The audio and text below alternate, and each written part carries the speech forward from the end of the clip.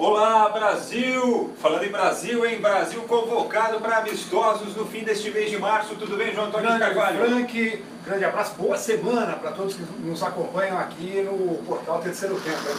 Atenção para a lista de Tite, saiu instantes atrás para Brasil e Rússia, dia 23 de março, e Brasil e Alemanha, amistoso marcado para o dia 27 deste mês também. Os goleiros Alisson, Ederson e o Neto, que há algum tempo não era convocado, está disputando essa vaga aí com o Cássio, com de repente algum outro goleiro. Daniel Alves, o Jeromel do Grêmio, Jeromel na seleção, Jeromito, o Felipe Luiz, Marcelo, o Marquinhos do PSG, o Miranda, mais uma vez chamado, Fagner do Corinthians está na lista, o Thiago Silva e também o Rodrigo Caio, hein? Atenção, São Paulo, vai liberar o Rodrigo Caio do jeito que estão as coisas, não tem como não liberar, tem que liberar, foi só uma brincadeira. No meio, Casemiro, Fernandinho, o Fred, o Paulinho, Felipe Coutinho, o Renato Augusto, o William e também o Anderson Talisca, que está no Beşiktaş, ou Beşiktaş, da Turquia, e está ralando a bola, pelo menos lá no futebol turco, hein? Foi observado pelo filho do Tite, o Matheus, e está convocado, está entrando nessa briga aí também por uma posição no meio campo. Na frente, Douglas Costa, o Firmino, o Gabriel Jesus, o Tyson e o William José, que muita gente nem lembrava que ainda jogava futebol, hein, gente? Mas já estava no radar também da comissão técnica da seleção há algum tempo. E aí, João Antônio, essas novidades que o Tite traz para a lista, evidentemente que o Tite até chamou atenção para isso, né? Convocou 25 atletas, mais até do que o normal, para finalizar de fato essas observações aí que ele tem que fazer para a Copa, né? Na verdade, o Tite já deixou bem claro que tem 16 certos no Mundial. Desses 16, 15 estão convocados, só não está convocado o Neymar porque está machucado e fora de combate até um mês antes da Copa, né? Então ele já está com os certos, com o Alisson e o Ederson, goleiros, Daniel Alves e o Marcelo, Marquinhos, Miranda e o Thiago Silva, Casemiro, Fernandinho, Paulinho nos volantes, Renato Augusto, Felipe Coutinho e o William, Gabriel Jesus, Roberto Firmino e o Neymar, que não está na convocação. Então, os que foram convocados fora desta lista são jogadores que estão brigando por posição. Eu acho que não vai fugir tanto daí a convocação final, mas o Tite mesmo deu, na sua entrevista, esperanças para jogadores que não foram convocados agora. Então, por exemplo, o Neto do Valência foi convocado, mas o Cássio corre por fora, um goleiro experiente, o Tite gosta do Cássio. Na lateral, ele convocou o Fagner e o Felipe Luiz, mas ele tem correndo por fora o Danilo, do Manchester City, e o Alexandre, da Juventus. Então é uma briga que não está fechada ainda. Talvez ele conheça melhor os outros jogadores e está dando essa chance para colocar em campo esses atletas e ver o que eles podem fazer. Na zaga, eu entendo que o Jeromel, por tudo que ele vem fazendo, merece essa quarta vaga. O Rodrigo Caio foi convocado, ele citou o Gemerson, citou o Gil. Mas se mantiver o nível, eu acho que o Jeromel fica com essa quarta vaga dos zagueiros. Como volantes, ele convocou o Fred do Shakhtar, ele tinha o Arthur também, que era uma boa opção. Os dois têm semelhante estilo de jogo, eles carregam bem a bola, são jogadores que marcam, mas também sabem jogar um pouco mais à frente. Nos meias, o Talisca foi a grande novidade, ele já tem o William, o Felipe Coutinho, o Renato Augusto. Correndo por fora aí, ele citou Rodriguinho, citou o Diego. O Lucas Lima. O Lucas Lima e Juliano, também é um jogador que foi convocado várias vezes já pelo Tite, também está correndo por fora. E como atacantes, Gabriel Jesus e o Firmino estão dentro, o Tyson ele gosta muito, acho que o Tyson tem uma grande chance de ser mais um atacante, mas o Douglas Costa corre por fora e está convocado. Ainda tem o Diego Souza, Luan, Tardelli, o Luan ele citou. Se o Neymar tivesse à disposição, você acha que ele deixaria de convocar o William José, por exemplo? Não. Ou ele testaria o William José? Não, eu acho que ele testaria. Não chamaria o Tyson, ou talvez chamasse 26? Até porque ele deixou claro que ele procura outras alternativas. E o William José é uma alternativa diferente. É um jogador que é mais centralizado e a gente lembra do começo da carreira do William José, ele foi muito ridicularizado, mas eu acompanhei o William José 2 anos no futebol da Espanha e ele vem realmente jogando muito. Ele cresceu demais, ele vai muito bem no jogo aéreo, ele tem 1,86 m, é um jogador que finaliza bem, fez muitos gols. A Real Sociedade esse ano não está bem no campeonato, mas no ano passado fez um campeonato brilhante, ficou entre aí os primeiros colocados. E o William José foi muito responsável por isso. E só não marcou mais porque ele ficou uns 2 meses fora. por uma contusão que prejudicou até a equipe da Real Sociedad.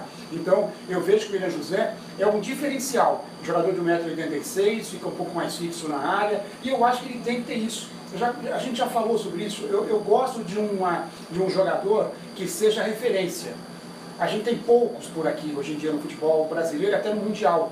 Então ele fez isso com o William José, e o Talisca, que começou muito bem voando no Benfica, depois caiu e agora foi no Besiktas, voltou a jogar bem.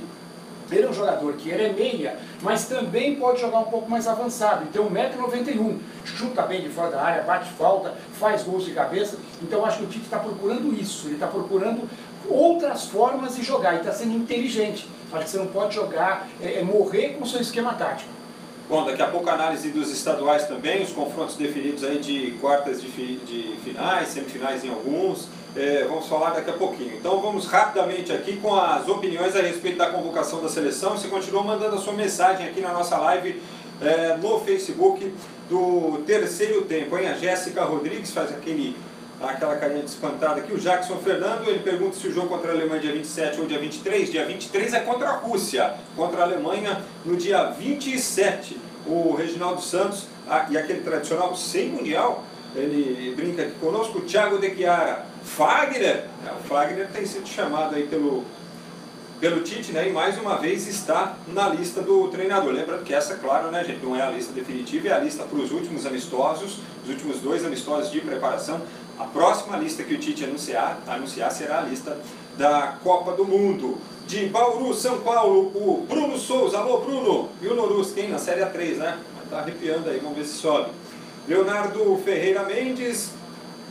Vão trazer também o Louro José. Ô, louco, é o William José, né? Como lembra aqui o André Luiz Franceschini. Espantado também. William José, mas o João Antônio já disse, ele tá bem mesmo na Espanha. O Fagner é o cantor? Olha, até que o Fagner bate um bolão, né? O Leonardo Mendes pergunta aqui, mas é o Fagner do Corinthians. E um detalhe importante para o William José, ele faz gols pela Real Sociedad. Ele não joga no Barcelona, não joga no Real Madrid, não joga no Atlético. Jogar nesses times aí, até a gente lá na frente sendo municiado, a gente faz os golzinhos, né? Mas ele joga na Real Sociedad e tem ido muito bem. Poderia ter chamado a atenção também desses clubes, né? Bruno Souza manda um Vai Corinthians aqui. O Antônio Iponema está conosco. Samuel Dani Cândido. Vai Corinthians, é nóis! O Mike Bob, ninguém do Palmeiras foi, dá uma risadinha assim, ele disse que o Lucas Lima está aí na briga por uma das vagas, né? Mas é isso aí mesmo, dos jogadores do Palmeiras, ele não tinha assim, historicamente aí convocado os jogadores, né? Não sei, convocou o Dudu para aquele jogo contra a Colômbia, que era um jogo só com jogadores daqui também, né? E o Lucas Lima esteve em algumas listas. O Cleitão Andraque, o Selmo Toffoli, a Luziane Santos e Roma Ramos. Neymar não vai fazer falta nenhuma. O Aureliano Oscar Tenório, sim, Fagner merece, é bom lateral, para mim o melhor que joga no Brasil, vai Corinthians. Guto Gomes, e esse atacante Tyson, hein?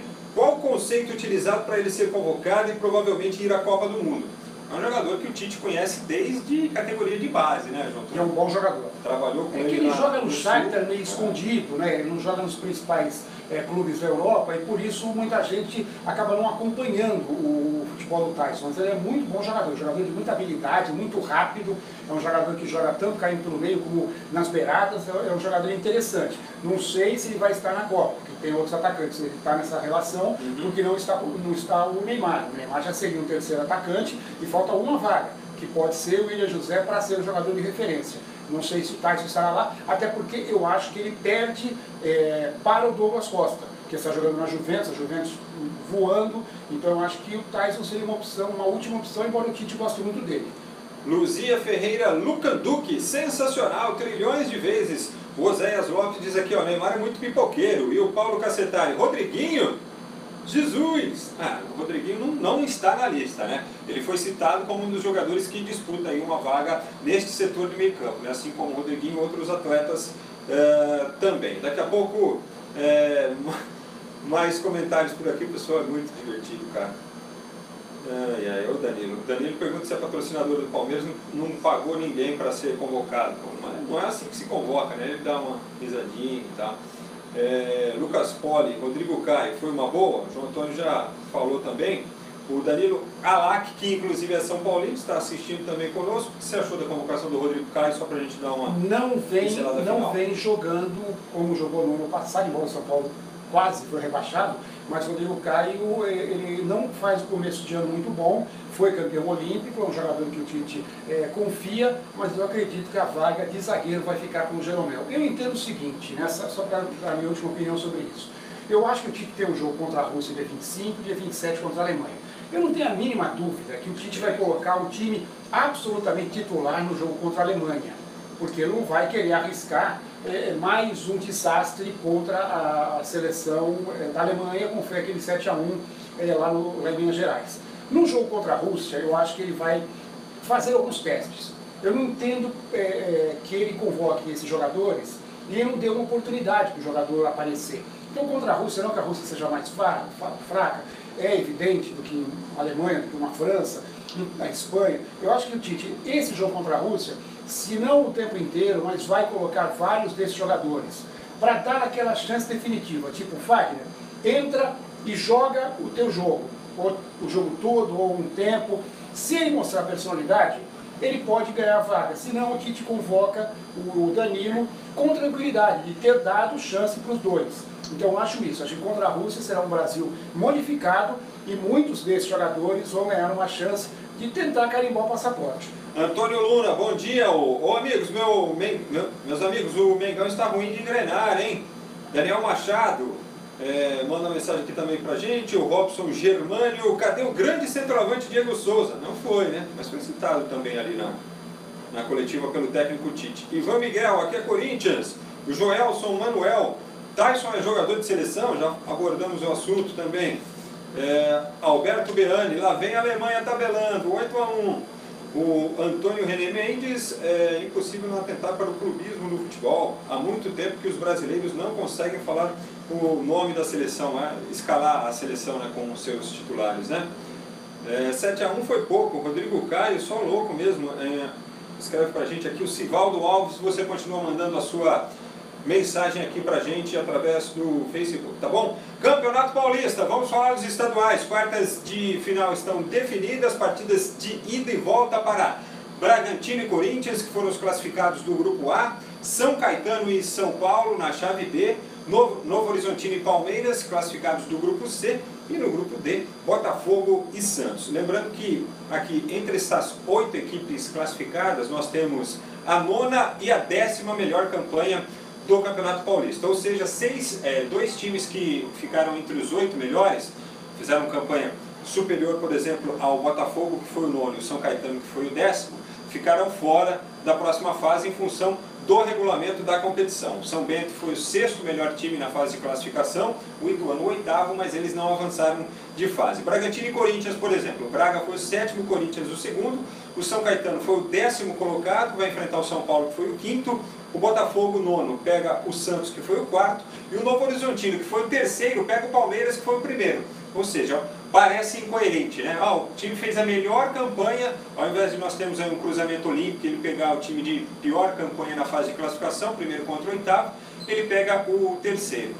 Mas, para a gente fazer um cruzamento olímpico, aí também a gente precisaria de todos os times jogando contra todos, né? O campeonato não permite isso. O regulamento é esdrúxulo? É esdrúxulo. Ele é injusto? Em algumas circunstâncias, ele é injusto sim, né? Mas isso, desde quando fizeram esse regulamento aí de você jogar na próxima fase contra o clube da própria chave, né? João Antônio, definidas as quartas de final aí, o que você espera agora do campeonato? Amplo favoritismo para os grandes ou não é bem assim?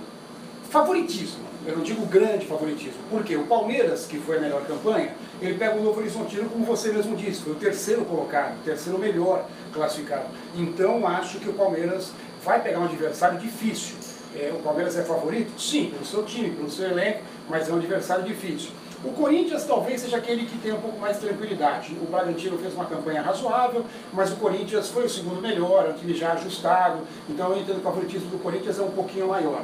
O do São Paulo, ele passa agora pela motivação, pelo fator Diego Aguirre. O São Paulo mudou muito no jogo de ontem, o Jardine fez alterações, o jogador já estava classificado, então ele deixou no banco o Rodrigo Caio, deixou no banco o Valdívia, que é um jogador que eu acho que hoje o titular absoluto no São Paulo, jogador que dá ritmo. Eu sempre gostei muito do Valdívia. Ficou no banco ontem, o Rodrigo Caio, depois o Valdívia entrou, o São Paulo ganhou. Jogou bem, o Red Bull assustou no começo, tentou marcar pressão, o São Paulo ainda não está sabendo sair jogando de uma pressão muito forte. O Jean ontem, quando a bola ia no pé dele, causava calafrios no torcedor do São Paulo.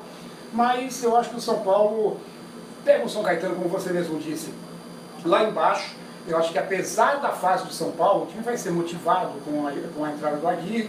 Acho que o São Paulo é favorito. E o Santos também corre risco. Eu gosto muito, eu acho que o Santos tem bons jogadores.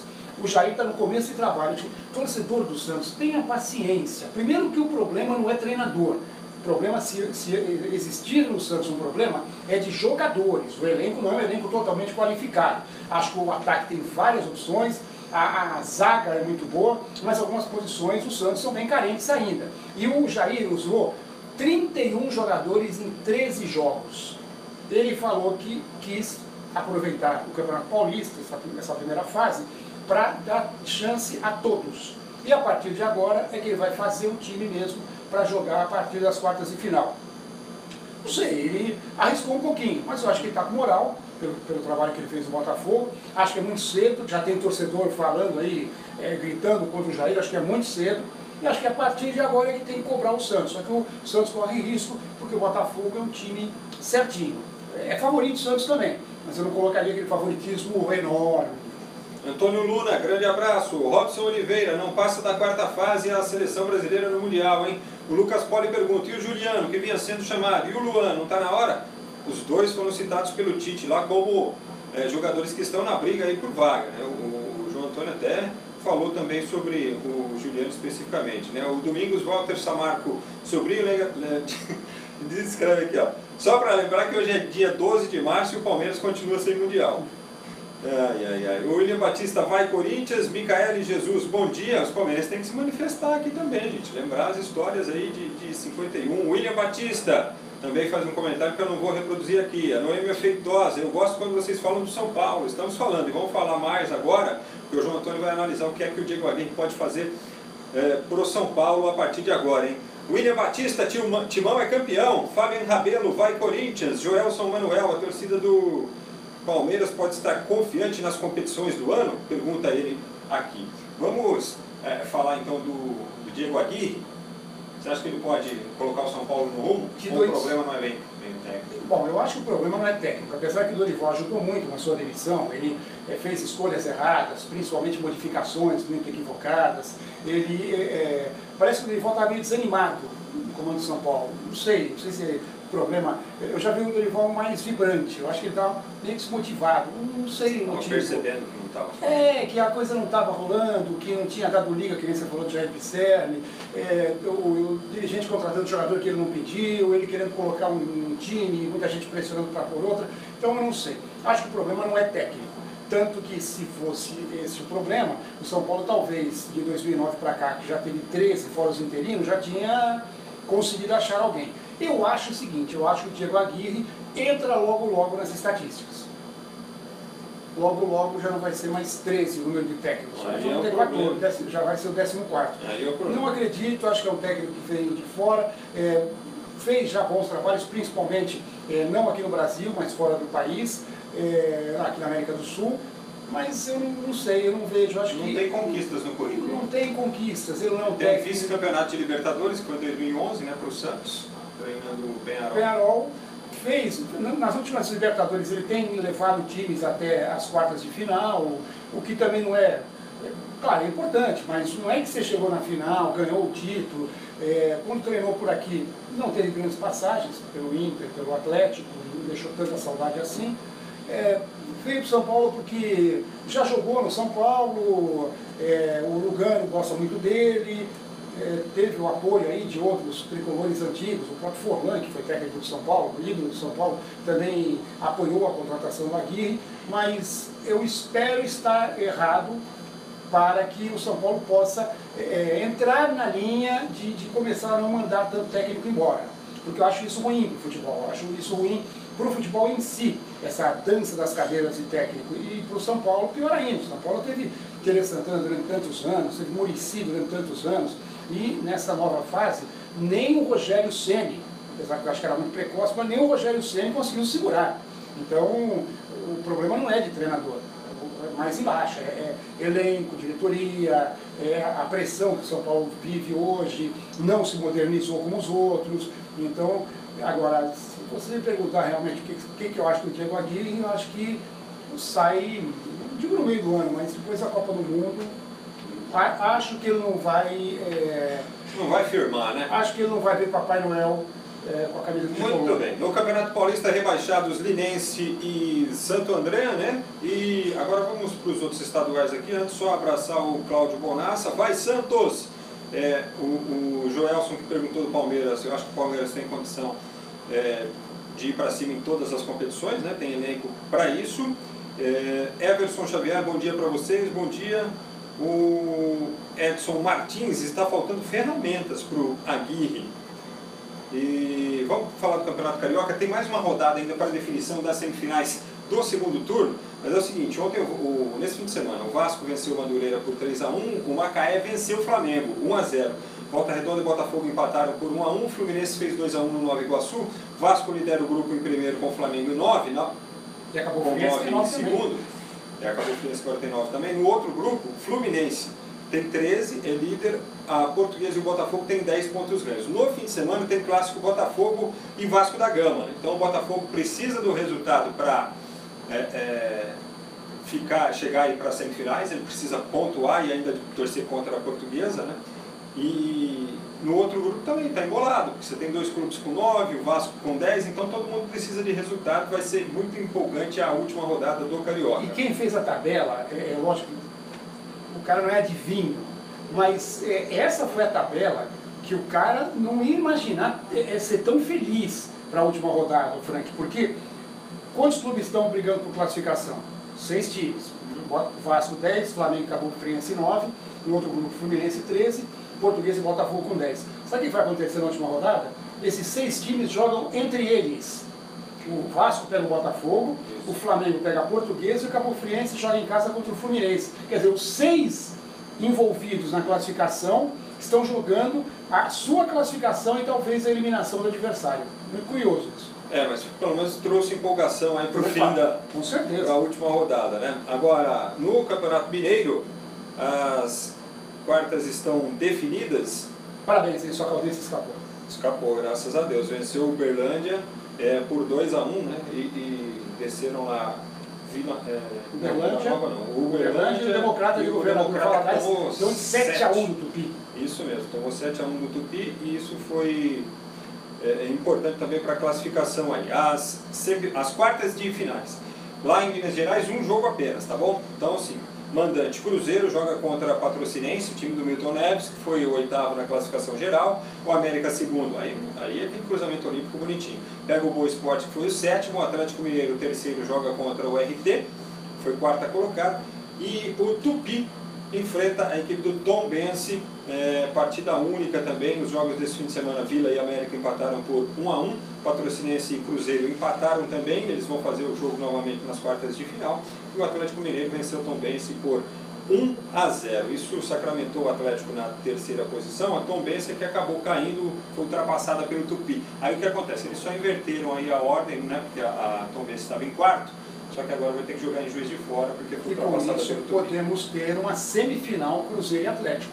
Porque o Cruzeiro foi o primeiro, o Atlético foi o terceiro. A 3ª e 4ª. Aí nós poderemos ter uma semifinal Cruzeiro e Atlético.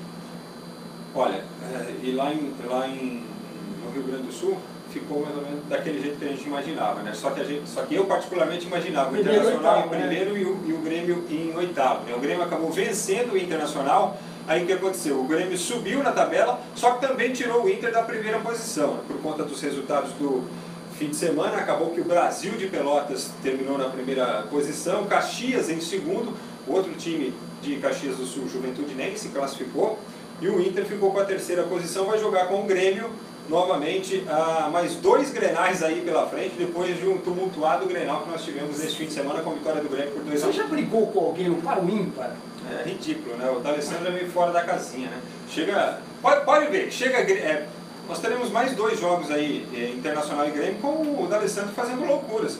Eu não sei se é para mostrar para a torcida que ele é muito Inter, que ele, sabe, é uma pilha desnecessária. Ontem foi uma cena incrível, é algo patético, né? Tá lá o Arthur, os dois auxiliares, o Michael e tal, o D'Alessandro, mas daqui a pouco do nada o D'Alessandro começa a ter chilique. Aí uma imagem que vai rodar o mundo. Pelo menos ele não é brasileiro, né? Então, vai dizer assim, brasileiro dá chilique no jogo, no Grenal, né? Pelo menos isso. Olha, os jogos das quartas de final do Gauchão, partidas de ida e volta. São Luís de Juí, Brasil de Pelotas, Veranópolis e São José, em Porto Alegre, o Avenida contra o Caxias e o Grêmio contra o Internacional, os jogos começando já no próximo final de semana. Curiosidade lá no Rio Grande do Sul, que as duas equipes que ostentam nomes de grandes clubes foram rebaixadas, né? O São Paulo e o Cruzeiro caíram para a segunda divisão. O Novo Horizontino, o campeão do ano passado, escapou, né? Na última rodada. O Novo Hamburgo, né? Novo Hamburgo, escapou na última rodada. E só para a gente fazer um destaque aqui do Nordeste, no Campeonato Baiano também definidas as semifinais, vai ter Bavi em uma das semifinais, mas não é o Bavi original, é o Bahia de Feira. Bahia de Feira contra o Vitória. Ainda bem, né? Estou esperando o próximo Bavi para ver o que vai acontecer. E a Juazeirense pegando o Bahia também. Nesse fim de semana o Bahia fez 6-1 no Jequié e o Frio de Feira perdeu em casa para o Vitória por 2-1. Então vai encarar outra equipe de Feira de Santana, o Vitória, nas semifinais. E a semana é legal, né, João Antônio? Porque a semana, ó, não tem estadual durante a semana, mas tem Libertadores, tem Copa do Brasil, tem Liga dos Campeões da Europa e a definição também dos mandos de campo aqui pra gente em São Paulo, aqui do Campeonato Paulista, né? Reunião na CBF. Normalmente ela é na segunda-feira, mas como tinha convocação da seleção, eles passaram para terça, porque rola uma politicagem também, né? Deixa eu dar um destaque final. Claro. Esportes Olímpicos, parabéns Hugo Calderano, garoto que está colocando o Brasil no mapa do tênis de mesa mundial. O Calderano é um jovem, tem 21 anos, ele em 2014 ele já apareceu, ele foi medalha de bronze nos Jogos Olímpicos da Juventude, naquele mesmo ano ele já atuava pelo tênis de mesa alemão, uma equipe alemã, e ganhou do Timo Boll em 2014, na época o Timo Boll era o 9º do ranking, mas já tinha sido o primeiro, foi o primeiro grande resultado do Calderano como profissional. A partir daí ele só veio crescendo, em 2016 ele chegou nas quartas de final dos Jogos Olímpicos, igualando a melhor participação brasileira, que foi do seu xará, o Hugo Oyama, em 96 em Atlanta. Vem conquistando importantes resultados, ganhou prata no Aberto da Áustria, foi medalha de ouro num aberto de duplas com o Gustavo Tsuboi, e nessa semana ele fez história. Ele na quinta-feira ganhou de novo do Timo Boll da Alemanha por 4-1. O Timo Boll voltou a ser líder do ranking, ele bateu o líder do ranking mundial do tênis de mesa. Aí depois ele bateu um mesa-tenista japonês de 15 anos, que é a grande revelação do circuito, que estava na 12ª colocação do ranking, acima dele. Aí ele ganhou do quarto colocado, um chinês, no sábado, e chegou na final, aí ele perdeu do chinês, que é o segundo colocado do ranking, por 4-0, ficou com a medalha de prata, mas de qualquer jeito o resultado é excepcional, ele está na posição 15 do ranking, deve melhorar, e no próximo ranking ele pode subir para o top 10. Parabéns, Hugo Calderano, seguindo assim, não digo que é favorito para a medalha em 2020, mas pode brigar. É isso aí, parabéns pro tênis de mesa brasileiro, pro Hugo também, pros Hugos, né, do tênis de mesa. A gente sempre lembra do Hugo Oyama, né, palmeirense, que deve estar feliz da vida também com o seu xará Calderano. Valeu, felicidades pra você, Calderano, boa sorte aí, continua mandando brasa pra cima dos caras, hein? O Hugo Oyama amanhã. Opa, grande Hugo Oyama. Abraço também pra Luziane, pro Luna e pro Malger Piazan, parabéns ao terceiro tempo pela cobertura de esporte. Valeu, Malger, grande abraço a você, abraço a todos, até amanhã, tchau pessoal. Grande abraço, feliz semana.